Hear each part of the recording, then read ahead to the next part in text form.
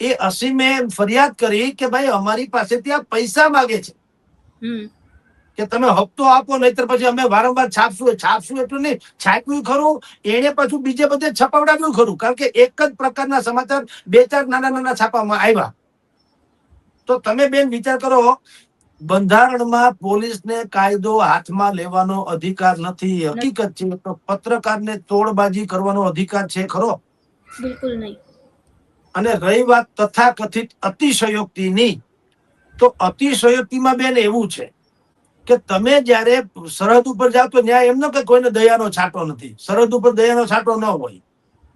એમ તમે ધારો કે જિજ્ઞેશભાઈ મેવાણીએ પછી અહીંયા એક સભા કરી અને એમાં બિલકુલ પ્રવચન, એની જે આગવી સ્ટાઇલ છે આક્રમક, એમાં એને સ્ટાઇલમાં પ્રવચન કર્યું. પ્રવચન કરવાની સાથોસાથ એને શું કીધું, કેવા શબ્દો વાપર્યા, તમે જો આને પણ અતિશયોક્તિ ગણાય કે નહીં, હા કે ના, એના જેવી વાત છે.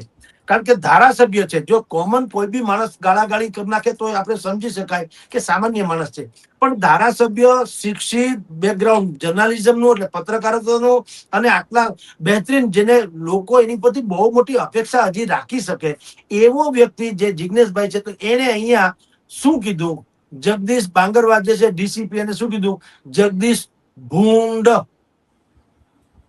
પછી કીધું તારી માનું ધાવણ ધાવ્યું હોય તો જોઈ લેજે, આ બીજો શબ્દ. ત્રીજું, જગદીશ બાંગરવાને કીધું કે તું તો શું, તારા સાહેબ છે એના હું જો છોડા કાઢી નાખતો હોઉં તો તું ઓળી તું કિસ ખેત કી મૂલી. તમે મને કયો બેન, એક ધારાસભ્ય પાસેથી આ અતિશયોક્તિ ગણાય કે નહીં?